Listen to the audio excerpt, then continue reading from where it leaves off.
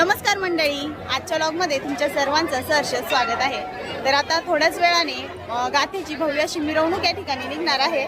या ना, या काकू आहेत आमच्या।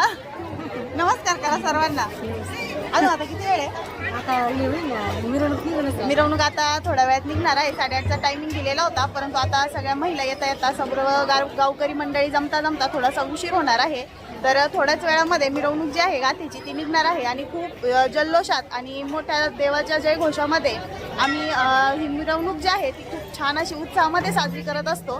तर चला आजच्या व्लॉगमध्ये शेवटपर्यंत राहा। बघा पाठीमागे मिरवणुकीसाठी रथ सुद्धा सजवलेला आहे। मी तुम्हाला बॅक कॅमेऱ्याने दाखवते।